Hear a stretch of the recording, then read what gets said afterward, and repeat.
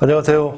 그만하자 장건입니다. 앞선 영상에서는 계약서에 반드시 포함해야 할 내용으로 선급금 지급 보증, 공사 이행 보증, 하자 보증, 공사 포기 각서가 있고 이를 계약서에 포함해야 한다고 말씀드렸습니다. 아직 안 보신 분들은 구독을 통해 살펴보시고 공사 계약에 포함한다면 시공업체에게 억울하게 당했다는 사례는 나오지 않을 것으로 생각됩니다. 오늘의 주제는 계약서의 구체적인 공사 범위를 약정하라입니다. 공사 계약서는 가능한 디테일하게 작성하는 것이 좋습니다. 왜 그런지 다음 사례를 통해 알아보겠습니다. A씨가 전원주택으로 이사를 하게 되었습니다. 막상 이사를 하려고 보니까 전원주택까지 도시가스가 유입되지 않아서 문제가 생겼어요. 수도권이어도 전원주택에 도시가스가 연결되지 않은 곳이 상당수 있습니다. 이분은 기름 보일러를 계속해서 사용하고 싶지 않았습니다. 유지 비용이 만만치 않아서였습니다. 한 달에 100만 원은 기름 보일러를 위해 지출해야 하고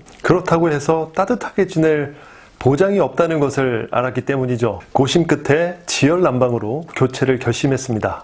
지열난방 공사의 경우에 초기 비용이 많이 드는 것이 부담스러웠지만 몇 년만 사용하면 투자 비용을 회수할 수 있을 거란 확신이 있었던 겁니다. 참고로 지열난방 공사 비용은 자기 부담 비용 플러스 국가 보조금으로 공사할 수 있습니다. 이 경우에는 자기 부담 비용이 1280만 원이 들었어요. 추가로 전기증설 비용으로 200만 원. 대다수의 전원주택은 전기증설 비용이 듭니다. 신규 전원주택은 전기공사 비용이 조금 줄게 될 것이고 이분은 기존 주택이어서 추가 공사비가 더 들었어요. 국가 보조금은 매년 다르게 책정이 되는데 보조금 한도가 줄어드는 추세입니다. 그만큼 많은 분들이 지열공사를 신청한다는 얘기죠. 어렵게 결심한 지열공사는 순탄하게 진행되는 듯 했는데 공사를 마치자마자 문제가 불거졌습니다. 무엇이 문제였을까요? 이분은 나름 공사 계약서를 작성하긴 하였으나 구체적인 공사 범위를 약정하지 못한 실수를 하고 말았습니다. 지열 공사의 경우 효율적인 열을 끌어올리기 위해서 지하 150m까지 전공을 하고 파이프를 연결해야 하는데 그만큼 천공기계가 무거워서 이 기계를 운반하면서 적잖은 하자가 발생한 것입니다. 기계를 들여놓기 위해 기존에 심어져 있던 고가의 소나무를 옮겨야 했고 포크레인이 다녀야 할 길을 만들어야 했고 이 때문에 불가피하게 이웃 주민의 꽃나무와 담장을 지탱하던 돌을 이동해야 했던 겁니다. 결국 옮겨 심은 소나무는 뿌리를 내리지 못해 죽었고 포크레인이 다닌 길은 보기 흉하게 변했으며 이웃집의 꽃나무와 돌도 원상복구를 해주어야 했습니다. 뿐만 아니라 교체하고 버려진 기름 보일러, 지열로 교체했으니 기존 기름 보일러는 떼어낸 상황인데 폐기물을 누가 처리할지 계약서에 명시하지 않은 것이죠. 천공공사를 하면서 불가피하게 발생한 돌가루, 토질에 따라 다르겠지만 적지 않은 양의 돌가루가 폐기물로 나오거든요. 이것을 누가 폐기해야 하는가에 대한 문제가 뒤늦게 불거진 거죠. 계약서를 작성할 때 이러한 상황을 고려하지 않게 되면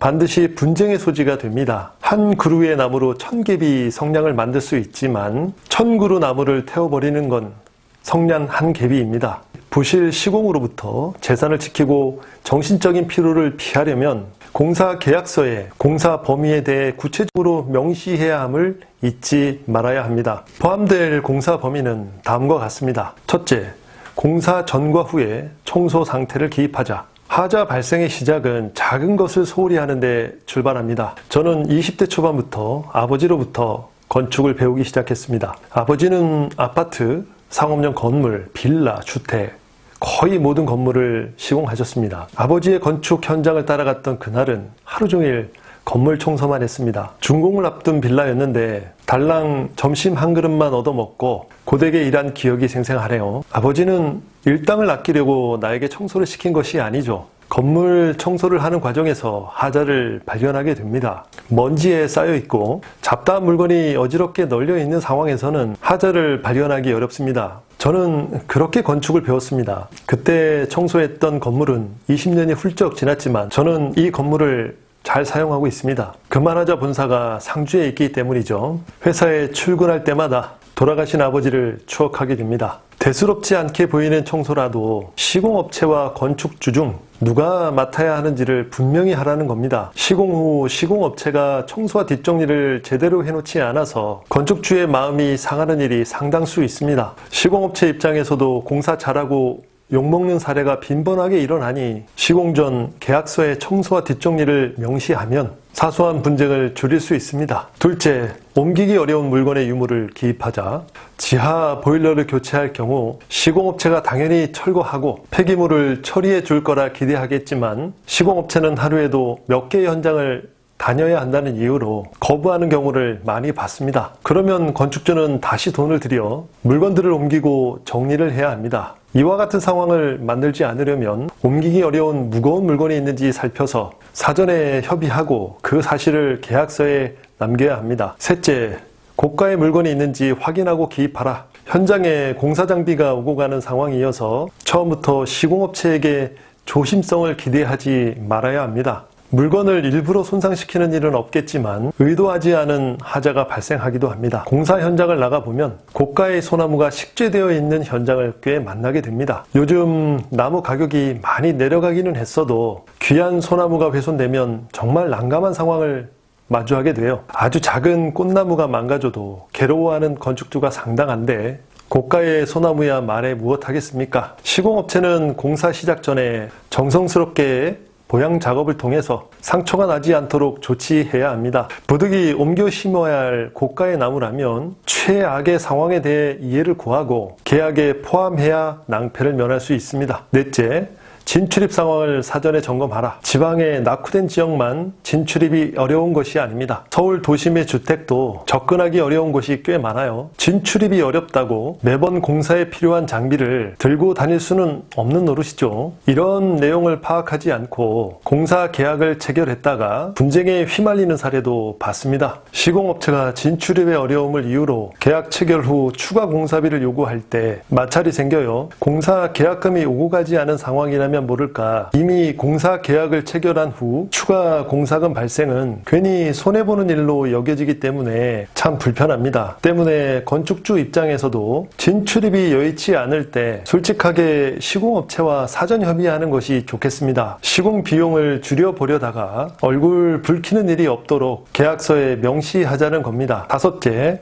공사와 관련해 민원이 발생할 경우를 대비하자. 이제 막 도로가 신설된 공사 현장이 있었어요. 대형 화물차의 통행이 많아서 건축주는 화물차 기사가 잠시 쉬어갈 휴게 편의점을 운영할 계획이었어요. 근처 경쟁할 만한 편의점이 없어서 편의점 본사에서도 개설에 적극적이었어요. 그런데 이 현장까지 전기가 닿지 않았어요. 전기를 연결하려면 300m를 끌어와야 했어요. 문제는 중간중간 전봇대를 세워야 하는데 주민들이 반대 의견을 제기했던 거예요. 건축주는 한전에 항의도 하고 읍소도 했지만 주민들 동의 없이는 어렵다는 통보만 받았죠. 비록 시 소유의 땅에 전봇대를 세우더라도 인접한 주민의 동의가 없다면 전기를 끌어오는 것도 매우 어렵습니다. 전기 연결 공사 비용을 건축주가 모두 부담하는 것이라 해도 그렇습니다. 건축주는 민원을 해결하는데 시간과 비용이 꽤 들어야 했습니다. 공사 현장에서 발생하는 민원 때문에 공사가 중단되는 상황은 흔하게 볼 수 있어요. 대비하지 않으면 건축주와 시공업체 모두 손해를 보게 됩니다. 대수롭지 않게 생각하다가 공사 중지가 떨어지는 경우도 있으니 이때를 대비해 꼭 계약서에 민원 발생 시 처리 여부를 명시해야겠습니다. 시공 하자에 따른 민원은 시공업체가 해결하고 그 외 민원은 건축주가 해결한다는 조항을 삽입하면 깔끔하겠죠. 여섯째, 공사 후 폐기물 처리를 해결하자. 보통 폐기물은 시공업체가 처리해야 합니다. 그러나 종종 폐기물에 대해 협의 없이 공사를 진행하는 경우가 있습니다. 시공업체에서 견적을 제시할 때 견적가액을 낮추기 위해서 고의로 폐기물 처리 비용을 누락하기도 합니다.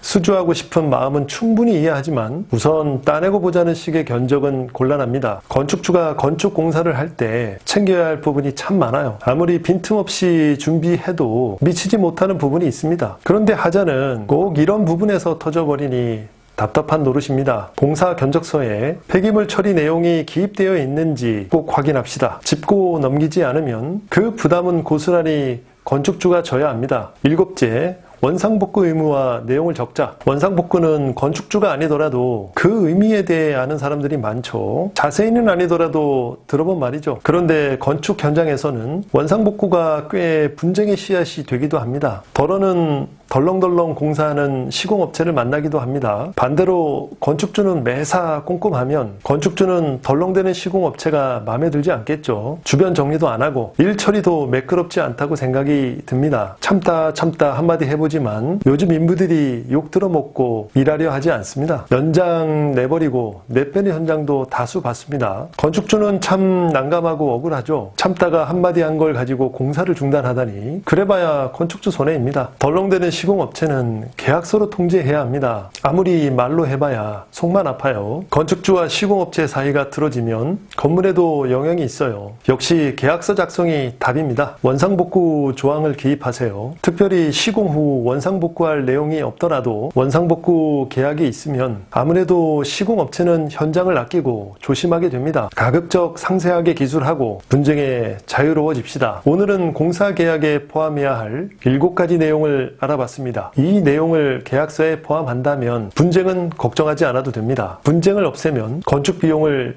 줄이는 것입니다. 내용이 도움이 되셨다면 좋아요, 구독 부탁합니다. 감사합니다.